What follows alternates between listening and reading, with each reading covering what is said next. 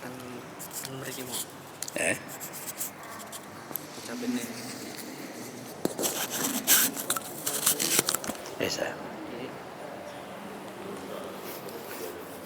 Oh, billahi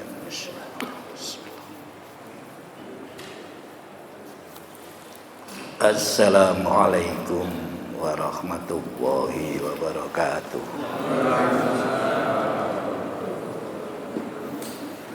Alhamdulillah alladzi la ilaha illa huwal hayyul qayyum wa natubu ilaik asyhadu an la ilaha illallah wa asyhadu anna muhammadan abduhu wa rasuluh. Allahumma salli ala Muhammad wa ala alihi wa sahbihi ajma'in, amma ba'd. Sekarang ini menyolatkan jenazah, nggih. Ya.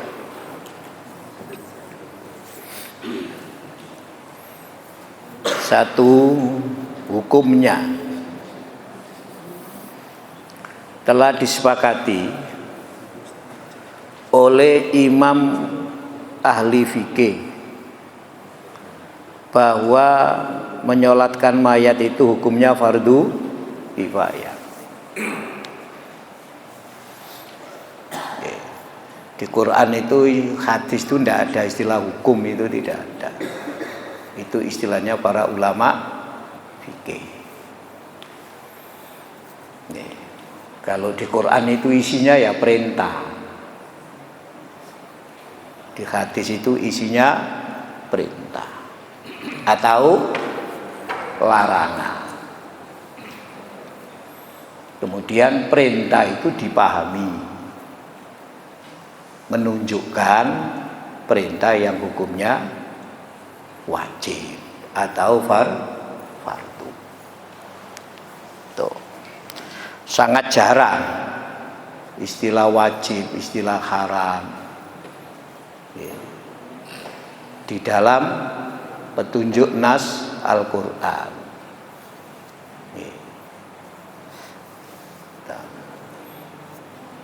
Salat secara umum ya perintah gitu saja di dalam Quran itu. Baru kemudian dijelaskan dalam hadis ada itu fardhu, tatawwu itu ada. Tuh. Puasa itu ya kalimatnya kutiba alaikumusyamu, bukan wajibun, tidak seperti itu. Kutiba alaikumussyam. Nah, yang merumuskan menjadi fardu kifayah, fardu ain itu para ulama fikih.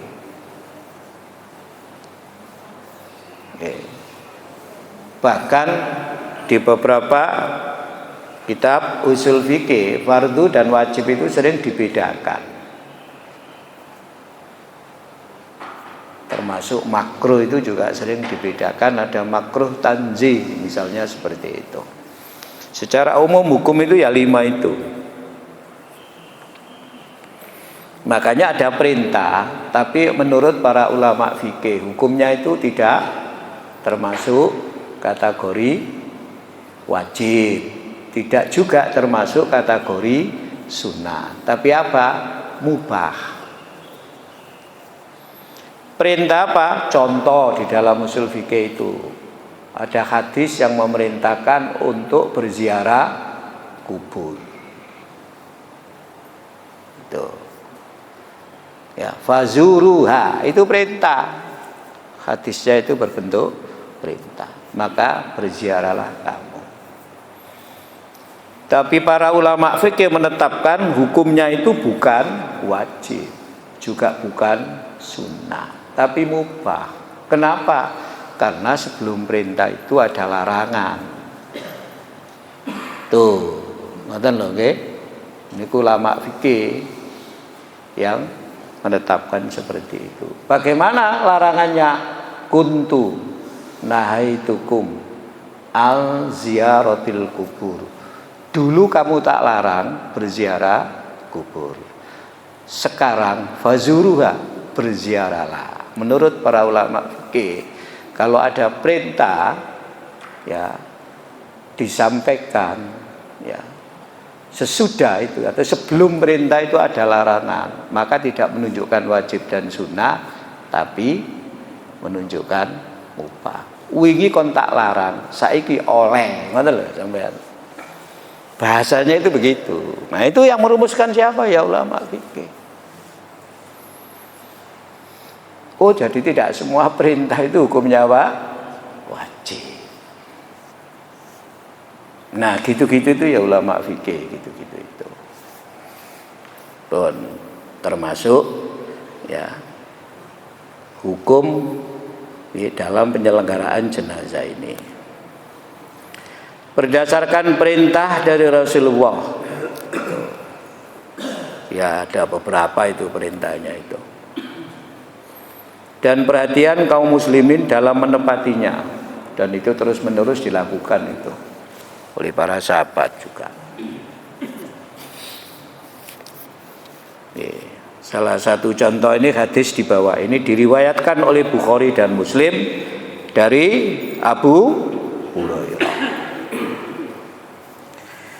Anan Nabiya sallallahu alaihi wasallam, bahwasanya Nabi sallallahu alaihi wasallam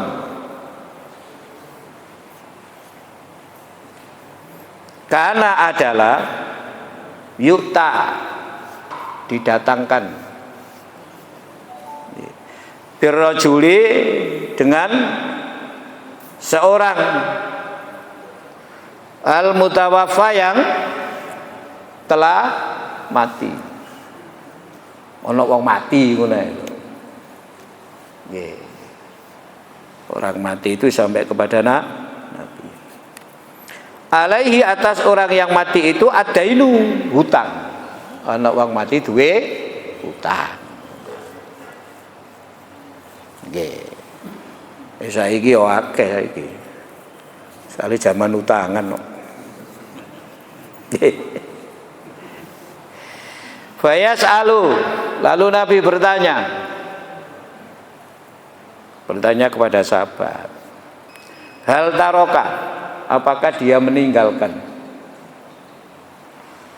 lidainihi, untuk utangnya itu, fadlan, kelebihan, apa dia duwe sing digawe nyaur utang iku ta, maksudnya iku kata apa dia ninggalno donya sing donya iku cukup digawe nyaur utangi.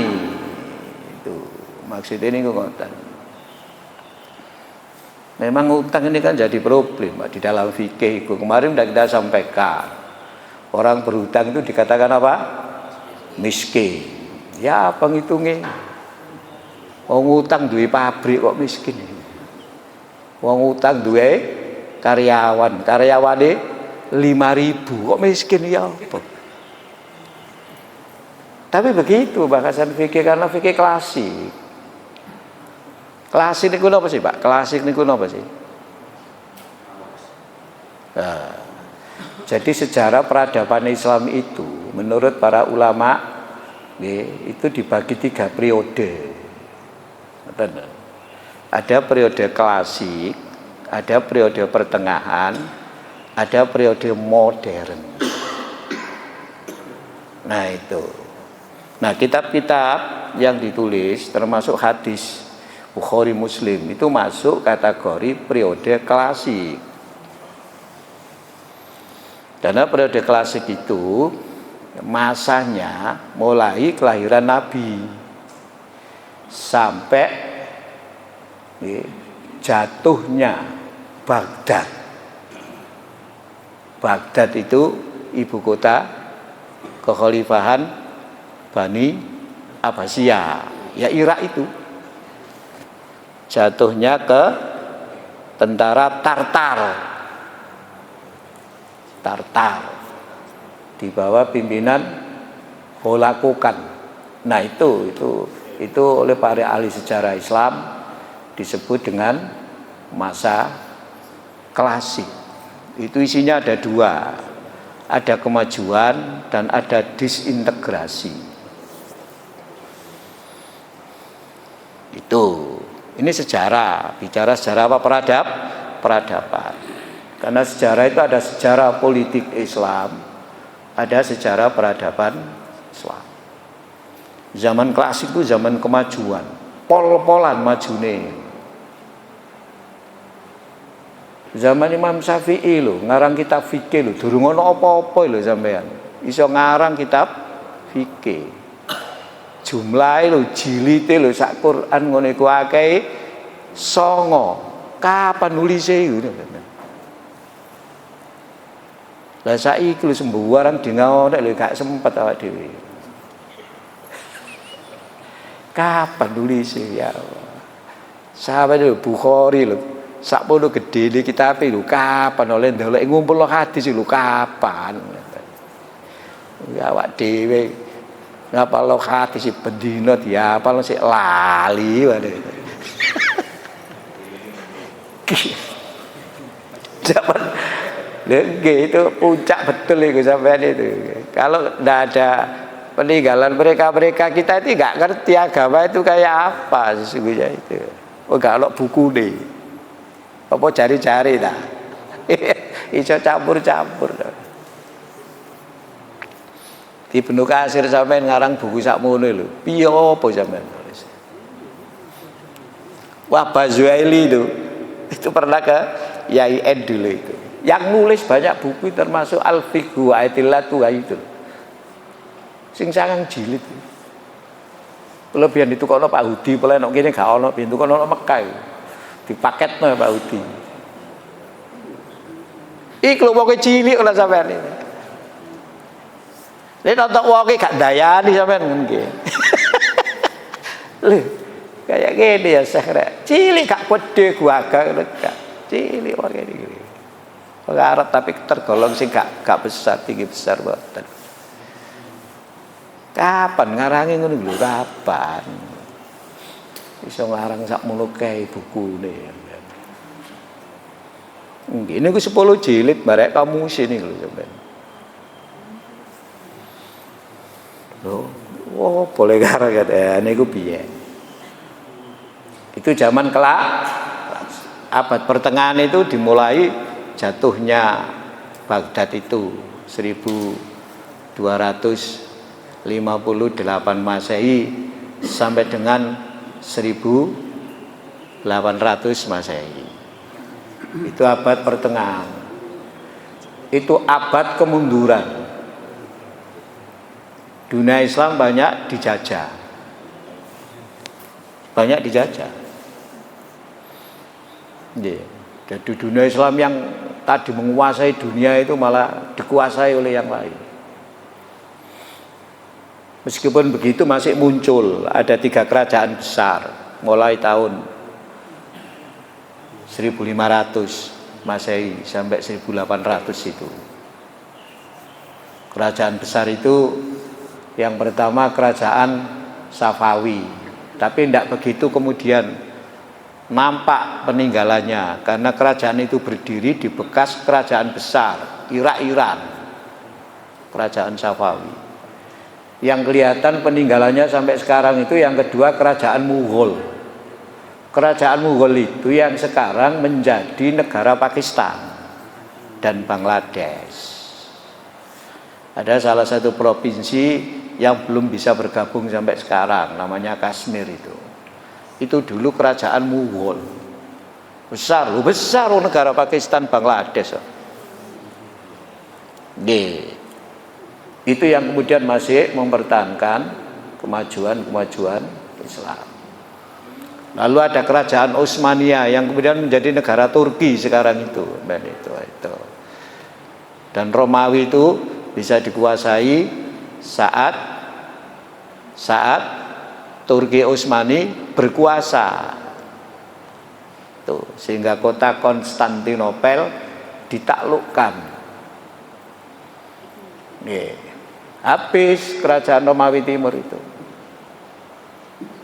Dan kota Konstantinopel itu kemudian dirubah namanya menjadi apa? Istanbul. Sampai sekarang bekas-bekas benteng kerajaan Romawi Timur itu masih ada. Itu namanya dulu sering disebut benteng kerajaan Bizantium. Nek gak ono 3 kerajaan iku entek Islamis gak ono ceritane bisa. Nonton. Lah Indonesia iki ya tak Indonesia dari situ wong teko Gujarat kok India kok Indonesia kan gitu kan. Dari situ datang ke sini. Berkembang kemudian itu. Ya, itu abad pertengahan. Nah, setelah tahun 1800 abad ke-19 itu masuk periode modern. Terjadi pembaharuan sehingga satu persatu ya negara ini memerdekakan diri termasuk Indonesia. Pembaharuan itu. Nggih. Nah, pembaharu yang pertama itu Jamaluddin Al-Afghani itu. Ya kemudian diteruskan muridnya Muhammad Abduh itu. Tuh. Dan itu banyak mempengaruhi loh tauhid kita itu Muhammad Abduh itu. Sehingga tauhid kita itu tauhid dinamis, tauhid aktif, tauhid optimis, tauhid multidimensi dan multi aspek. Gitu-gitu. Tauhid apa itu? Ya ngaji. Komplit pit pokoknya sampean. Nah, nanti bagaimana panduannya itu ya ada di dalam berbagai ideologi itu nanti. Terjabar di situ semua. Oke. Oh teko nang dukun ya mlebu nek kono iku wisan masuk di dalam berbagai ideologi itu sudah masuk di situ. Ya. Itu namanya apa? Tauhid aktif, tauhid optimis, tauhid dinamis itu loh. Makanya kemudian muncul namanya Islam berkemajuan itu karena tauhidnya itu di situ. Oke. Apa ada tauhid yang pasif? Ada. Lah tarekat itu kan begitu. Pasif. Tuh. Kan nggih. Nah begitu. Oh, apa Pak tauhid aktif? Kalau gak tahu sebut tuh loh, soalnya istimewaannya gak jelas, tambah bingung. Oke, arah-arah kayak disebut. Sering ya tauhid apa? Rububiyah, uluhiyah. Iya, tidak apa-apa sampai itu. Nanti ada tauhidnya Asy'ari itu lewat sifat Allah, karena beliau menggunakan teori akal. Oh banyak aliran Pak, nanti ya banyak pendekatan itu. Iya. Dan masing-masing punya dampak. Nah. Pun. Jadi ana wong mati duwe utang. Kemarin sudah kita bahas, jadi sekali lagi utangnya jadi masalah loh. Termasuk kemarin kita sampaikan ya dalam persoalan utang ini itu juga hal yang tidak mudah ketika ingin mencari hartanya orang yang meninggal ini mana itu loh. Karena orangnya punya utang, orangnya punya pabrik misalnya. Nah, pabrik ini dibiayai dengan modal pinjem, bahasanya begitu ya gampangnya. Terus endi donyane sing mati sing endi? Itu juga enggak mudah. Perlu sarjana ekonomi gitu. Kayak Pak Masyuri, akuntan siapa? Pak Budi. Perlu gimana nih sampai ini? Laut dunia ini sama lo kaya apa sampai? Triliunan. Dunia ini sing mati sing endi? Wong hutang itu harus dikeluarkan terlebih dahulu. Hutang ini dikeluarkan terlebih dahulu. Anggap saja kalau pabrik masuk kategori hutang, nyaure piye gitu loh.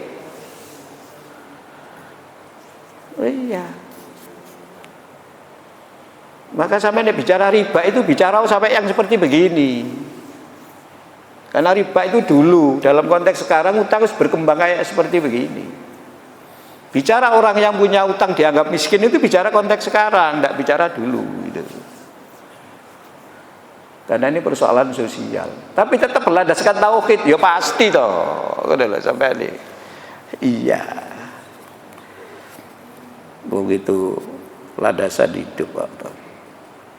Fa in khuddisa, jika ya disampaikan, uktisa itu diceritakan, annahu, bahwa yang mati itu taroka, meninggalkan harta, wafaan, yang cukup untuk melunasi salat. Nabi mensolati, nggak sampai hadapi, ikhlas diutang, ya. Iya, anak dunia nih ya, sing cukup kayak nyaur. Ini dijawab ada gitu. Ya, Nabi sholat. Wa illa, tapi nek gak ono. Nah, itu qala lil muslimina. Berkata Nabi kepada orang-orang itu, orang-orang muslim, sallu ala sahibikum. Kon salat wae, aku gak. Kan salat aku gak. Itu Nabi itu. Nggih. Berarti utang ono hubungan mek tauhid. Ya ono. Utang kok gak ono hubungan mek tauhid e. Nek wong utang gak gelem nyaur, mergo apa? Ngono lho. Nek gak iso nyaur kan ono aturane. Tapi ini memang gak gelem, itu berarti termasuk syirik. Syirik apa? Syirik utang. Tapi gak ono sing apa niku. Allah ngomong ngoten niku ya tentang dalam konteks tauhid yang optimis tadi itu, yang dinamis, yang aktif itu. Mboten enten. Jadi Nabi, wong iman kok gitu. Lu sampai kagum sholat loh Nabi. Di hadis yang lain kan diterangkan, kemudian ada salah seorang sahabat yang ngomong mengatakan, Nabi, semua utangnya saya yang nanggung. Baru Nabi sholat. Lah saya kira ada wong ngono, semua utangnya saya tanggung. Utangnya piro kan gak ero. Wong saiki jaman utang kan lho. Kan jadi problem. Ya kata dipake. Lah iya, dunia ini berkembang Pak, hidup ini amal. Tapi tauhid tetap menyertai. Tidak bisa tidak. Soal iman itu dihadapkan dalam bahasa Quran itu dengan tauhid. Jadi tauhid itu dihadapkan dengan apa? Tauhid. Lawan katanya tauhid itu tauhid. Sembuh apa lah pokoknya. Bu syirik cilik, pokoknya lawan katanya tauhid itu tauhid. Nah, itu Quran. Wong nek wis gak tauhid, iku jenenge jare Quran ya urwatil wusqa lho. Surat apa Pak nih? Ya surat la ikraha fiddin qad tabayyana rusdu minal ghayy. Nggih. Famay yakfur bitahuti wa yu'min billah. Jadi kafir tauhid, iman kepada Allah. Ini gak nyaur utang iku iman nang Allah apa iman nang tauhid? Lha ngono ae ta. Lha iku iman nang Allah apa iman nang gak nyaur lho ya, dudu gak iso nyaur lho siji. Lha gitu. Nah itu dia adabannya kan begitu. Syirik tidaknya itu di situ aja. Kuncinya itu. Famay yu'min bil, famay yakfur bit-taghuti wa yu'min billah faqad istamsaka bil urwatil wusqa. Tahunya Muhammadiyah itu. Antara lain ya. Opo Pak iku sekarang jelas lo tambah gak jelas iku bener. Apa titik. Sampe soalnya gak kasih tahu ketiku soalnya kan lho. Gue saya gak ketemu karena itu. Lah itu Quran itu. Gitu ya. Faqadis tamsaka bil urwati lam fisoma lah. Itu tauhid tenanan iki ngene iku. Ngoten nggih. Wis gak usah mikir utang lah, pokoknya penting saiki babe apa? Hukume fardu kifayah. Yes. Keutamaannya, fadilahnya ini. Kayak apa sih wong sing salat jenazah itu? Diriwayatkan oleh jamaah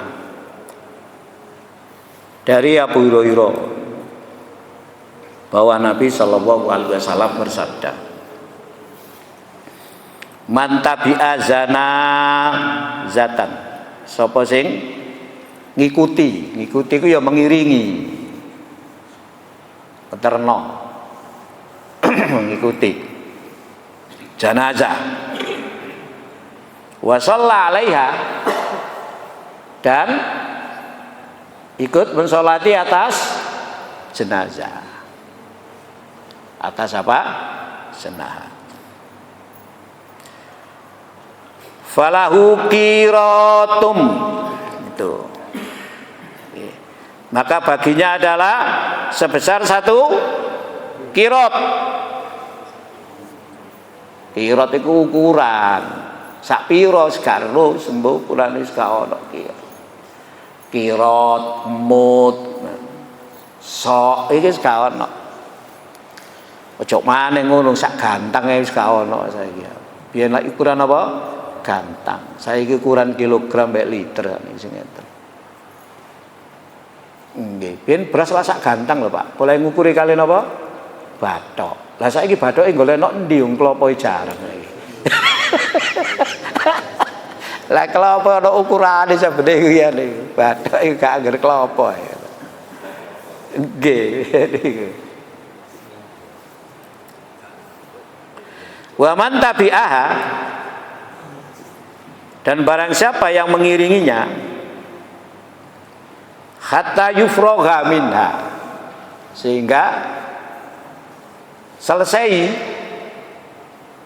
dari penyelenggaraan jenazah itu, falahu, maka baginya kirotani, 2 kirot.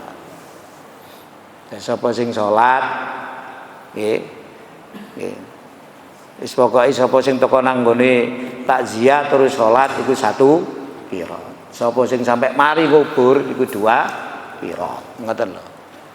Maksude ning mek ngoten tok hadis niki. Asgharuhuma, ya.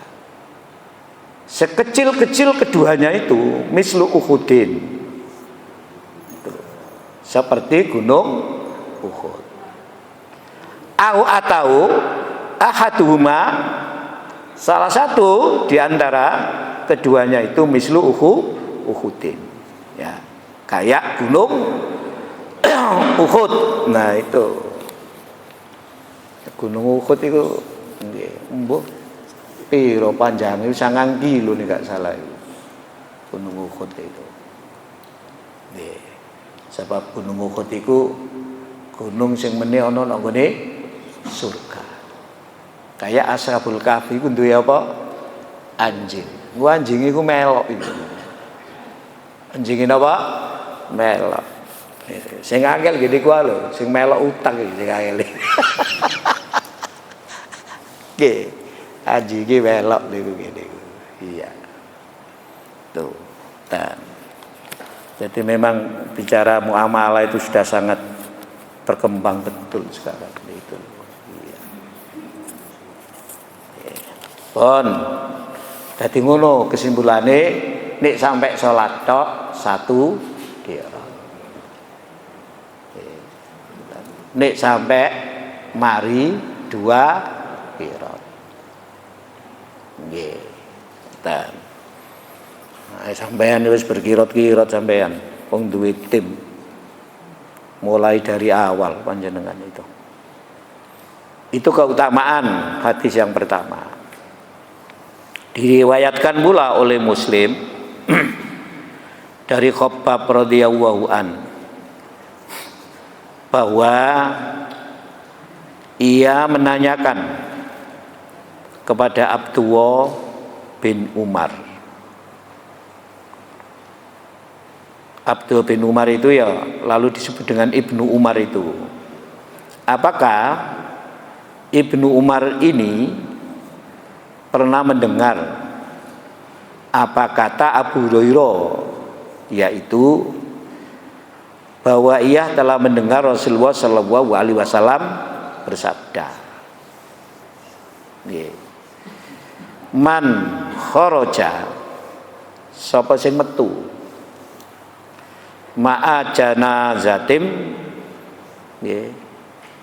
beserta jenazah. Siapa yang mengiringi, maksudnya itu mim baitiha, dari rumahnya, wasalla, dan sholat alaiha, atas jenazah, summa, kemudian tabi'aha, mengikuti lagi, hatta, sehingga tufdana, dimakamkan, karena adalah lahu, baginya yang mengikuti menyolatkan sampai dimakamkan itu kirotani, ya, min ajrin, 2 kirot dari pahala itu, kullu kirotin, setiap satu kirot, mithlu Uhudin, kayak gunung Uhud. Nah itu. Wa man shalla 'alaiha, dan siapa yang sholat atas mayit itu, tsumma raja'ah, kemudian dia kembali tidak mengikuti itu, ya, kana lahu mithlu Uhudin, dia hanya dapat seperti gunung Uhud. Itu kan 2 kirot, berarti 2 gunung Uhud. Nek salat tok oleh sakmono itu. Fa ursila, maka dikirim Ibnu Umar,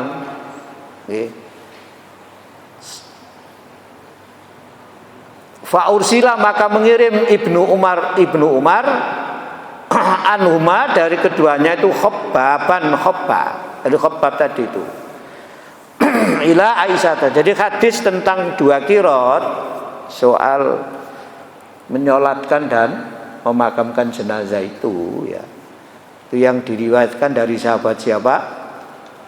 Abu Hurairah. Itu Ibnu Umar pernah menyuruh Khobbab, itu loh, tanya kepada siapa? Aisyah, yas'aluha angkaulin Abu Hurairah, itu untuk menanyakan kepada Aisyah perihal apa yang disampaikan Abu Hurairah. Ini Khobbab itu mari Ibnu Umar sing dikontakon. Summa yarji'u, kemudian kembali ilaihi, kepada Ibnu Umar, fayukhbiruhu, dan menghabarkan kepada Ibnu Umar maqalat, apa-apa yang telah disampaikan oleh Aisyah. Faqala, maka berkatalah Khobbab, qalat Aisyatu, Aisyah berkata, sodako Abu Hurairah, apa yang disampaikan Abu Hurairah itu benar. Faqala Ibnu Umar radhiyallahu anhuma, maka Ibnu Umar berkata, laqad faradna fi qiratin kasiratin, ya, laqad faradna, sungguh kita semua selama ini, yaitu mengabaikan fi qarirat, fi qarariton, di dalam kirot-kirot kasiratin sing akeh. Makanya kalau sampean umroh, haji, terus sholat di Masjidil Haram, ya usahakan ikut sholat jenazah. Iku wis padha mek pira? 1 kira. Gak kuat mulai ku pesawat iki mbok pesak mau pahala iki. Iki ya, Pak. Iki gak iso dungane sing dawa yang pendek-pendek ae. Kaya nang ngene kampung lho.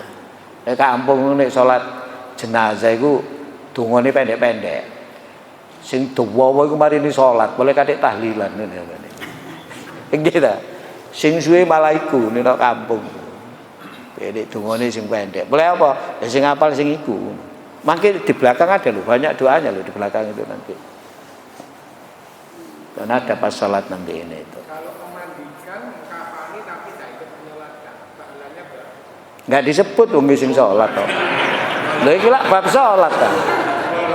Lho, kita ini ngomong bab salat. Wis iki. Kita ini ngomongin bab apa? Salat. Bab keutamaan salat jenazah.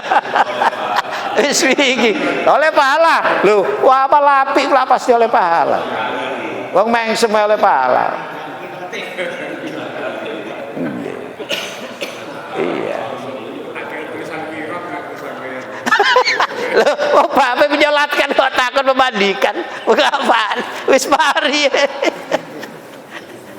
Lah itu kewajiban kok. Kalau dilaksanakan pasti dapat pahala. Cuma berapa kan gak disebut. Yang disebut itu apa? Salat. Iso kira-kira ngono lho sampean itu. Lah nek gak karo Gunung Uhud, ya sampean sama kae nang YouTube lah ketok.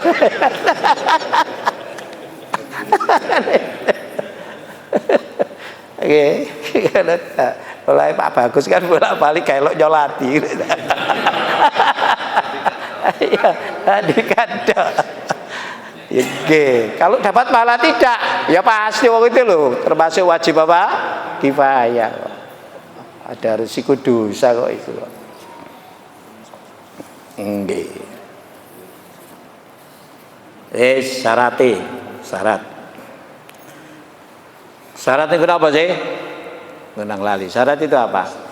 Yang harus dipenuhi sebelum pelaksanaan satu amal, itu namanya apa? Syarat. Ya itu. Syarat sholat secara umum itu apa? Kalau syarat sholat itu biasanya dibagi dua. Ada syarat wajib, ada syarat sahnya sholat. Syarat wajib itu ya mukallaf itu. Mukallaf itu orang Islam sudah balik, berakal sehat. Itu namanya mukallaf. Islam itu orang yang sudah mengucapkan asyhadu alla ilaha illallah wa asyhadu anna muhammadan abduhu wa rasuluh. Itu. Oke. Lalu balik itu ditentukan kalau laki-laki sudah ihtilam, kalau perempuan sudah haid. Kalau belum, nah para ulama menetapkan dengan usia itu, para ulama itu maksimal 15 tahun, itu pendapatnya Imam Malik yang dipakai standar itu. Kalau Imam Hanifah 12 tahun. Karena hadis itu menggunakan ikhtilam dengan haid. Itu balik. Berakal itu kesadarannya ada. Kesadarannya ada, tidak gila itu. Ya, akalnya berfungsi. Itu syarat wajib. Syarat wajib itu. Tuh. Semari ngono sing takon, lho Pak, lha ana wong Islam gak tahu sembayang, Pak apa disembayangno. Wah, lek sampean takok ngono kok pertanyaane wake. Ada wong Islam korupsi terus ya apa disolati ta. Lha akeh. Oke, lek sampean nggih kriteria sampean tambah, itu nanti akan ada perdebatan. Gak tahu sholat itu punya data sampean, misalnya begitu. Nek dia itu gak tahu sholat belas. Jangan-jangan dugaan sampean. Jangan menetapkan hukum berdasarkan dugaan. Karena hukum itu pasti. Tuh. Ijtihad seseorang itu nggak bisa itu digugurkan oleh ijtihad oleh ulama yang lain. Karena apa? Masing-masing sifatnya dhol, bukan pasti. Tidak bisa gugur. Yang bisa menggugurkan itu yakin. Yakin. Kalau tidak yakin tidak bisa. Don. Nah, gitu itu. Oke. Lalu yakin itu dari mana kalau orang yakin itu? Kecuali nono daftar hadir itu sampean itu. Daftar hadir setiap sholat.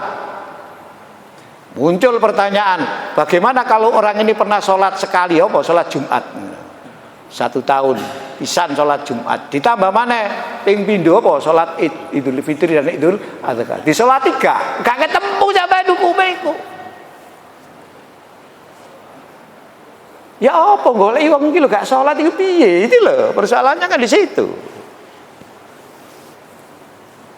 Lho nggih.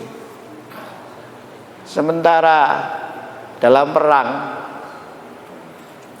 Ono tentara hendak membunuh musuh. Musuhnya sing arepe dipateni mengucapkan apa? Syahadat. Pateni ae wong perang. Jadi sing mateni iki lak gayamu tok ae, strategimu, taktikmu. Kon gak tak pateni, lak mateni aku timbang aku sing mati ya tak pateni dhisik lah kan. Loh, gak ada niat membunuh lah itu dalam perang. Itu masih dikenakan ya kesalahan di dalam membunuh, namanya membunuh semi sengaja itu. Al-qatlu shibhul amdi masuk kategori itu. Dan itu didenda itu. Loh, dendai kak titik 100 unta. Coba sampean. Ya bisa 100 unta. Unta regane piro sampean? Lha unta lho regane saiki anggap ae sampean tuku sapi lho 20 juta. Anggap unta selawi ngono. Namping 100 piro 2,5 M ta sampean itu. Denda iku perang lho sampean. Makanya hadis Lu'lu' al-Marjan itu kudu hati-hati sampean. Sapa sing menuduh orang mukmin kafir padahal dia tidak kafir di hadapan Allah. Yang kafir itu dia. Yang nuduh itu. Aja melok aliran takfiri sampean, gampang mengkafirkan orang. Lho itu temenan iki wong hadise ana kok. Lah sampean lek sengaja Lu'lu' al-Marjan, sampean pahami apa? Kan hadis pendek-pendek kok ana ngono. Lho hadis Lu'lu' al-Marjan sampean kaji tidak satu itu loh, kan ada hadisnya. Lali Pak, sampean golek lak ketemu.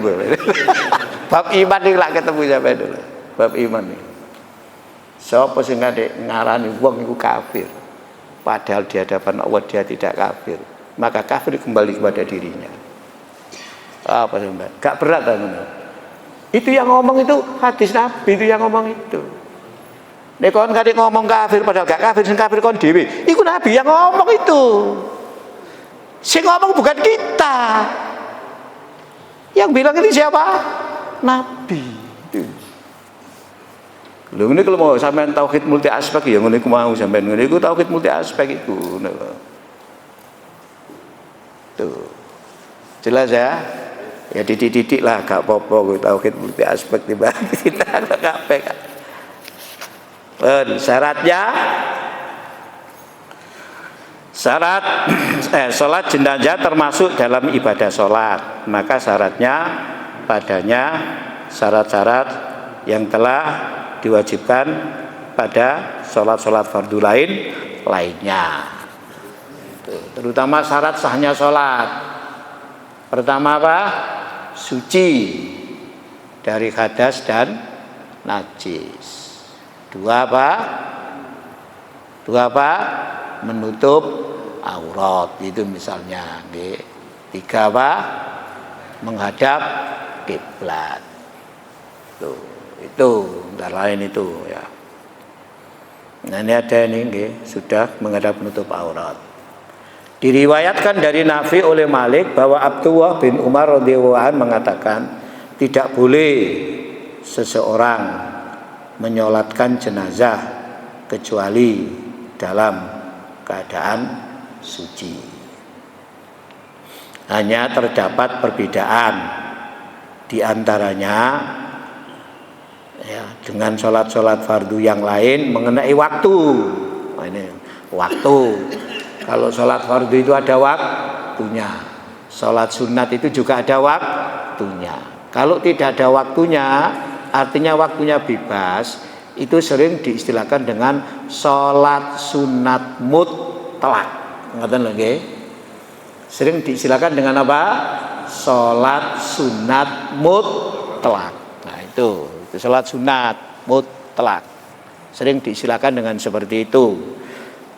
Tuh. Sholat malam, waktunya ya malam. Nggih. Sholat rawatib, waktunya ya rawatib. Waktunya ya rawatib itu. Sholat rawatib itu. Mengikuti, ngoten nggih. Terus begitu kan. Nggih. Salat sampean ngene iki terbit matahari, kudu terbit dhisik matahari. Bab hadisnya itu mengatakan warafa'a, wis rada dukur lho ngono. Wis muncul. Wis ketok. Aja jek abang jemburat. Lho hadis ilang ngoten ta. Sampeyan waca maneh hadis tentang larangan waktu salat. Sampeyan jilid 1 biyen iki lho waduh lali sampeyan kaya jilid 1. Sampeyan buka di jilid 1 itu kan ada. Iya. Apa? Oh iya, lihat fikih sunnah ke-1 mengenai waktu-waktu terlarang. Nanti itu ada itu. Jadi sampean meskipun ya nanti ya sudah ada merah, tapi nanti matahari sudah agak tinggi. Sekarang ini gitu sampean sketok ini gitu. Sketok. Nanti hadisnya itu ada di itu di waktu-waktu terlarang salat itu ada itu. Soalnya ana sing gopo ngene ku wong iku. Begitu ngaji ngono ya. Mongone iki jam wis tek ngono ya. Iku wis opo iki jane iku? Wis anu. Waduh, wong iki koyo gak mlebu swarga nek gak salat iku. Padahal hukumnya sunnah, ngoten nggih. Ngaji iki wajib. Ngaji iki wajib. Ono ngaji ku sunah ono. Kalah. Wajib. Kalau juri iki lho sampean dina Kemis ya, tak kandhani. Sampeyan iki majelis tablek, sampeyan ngundang wong, sampeyan kok poso. Lho iya. Lho sing oleh pahala iku sing pola sing gak poso sampeyan undang lho gitu. Lho iya gak apa-apa sampeyan poso tapi sing oleh pahala sing sampeyan undang iki gitu. Lho ngundang kok kita ini ngundang orang. Kecuali dia wong teko siji. Kita itu ngundang orang, Pak. Itu. Loh nggih. Jadi istiqomah itu melaksanakan ajaran. Bukan kemudian saat ajaran itu harus beralih ke sini, itu ya. Lalu kita tidak. Bukan begitu. Loh nggih. Tak tonton Pak Muhajir barang. Ini kan ketua sekretaris ini. Untung ketua PRM itu gak poso. Kan satu kesatuan ya kan, satu kesatuan. Tak tahu pernah makan ya, gak mau sampai makan lah. Iya. Iya. Lah pernah gak bosan gitu. Kata deh, gini kudu digerayai kata lo ngaji niku. Nggih.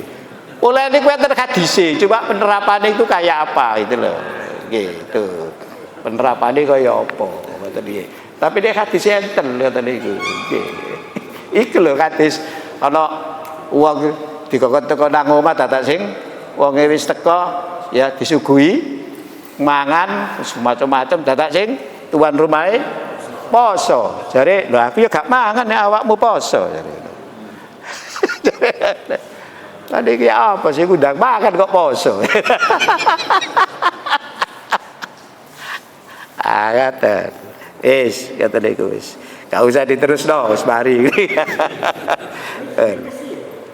Hanya terdapat apa? Perbedaan diantaranya dengan sholat-sholat fardu yang lain mengenai waktu. Karena pada sholat jenazah ini tidaklah disyaratkan. Waktunya yang menyesuaikan. Tetapi ia dapat dilakukan pada sembarangan waktu bila ada jenazah. Bahkan menurut golongan Hanafi dan Syafi'i, walaupun pada waktu-waktu terlarang sekalipun boleh sholat jenazah. Tetapi Ahmad, Ibnu Mubarak dan Ishaq menganggap makruh melakukan sholat jenazah waktu terbit matahari, waktu istiwa dan saat terbenamnya, kecuali jika dikhawatirkan membusuknya mayat. Prinsipnya boleh, cuma hukumnya yang satu makruh. Itu samene tentang syaratnya. Jadi waktunya sih nggak podo, pokoknya waktunya ya tergantung kebutuhannya jenazah, ngoten lho, tergantung. Demikian, kurang lebihnya mohon maaf. Assalamualaikum warahmatullahi wabarakatuh.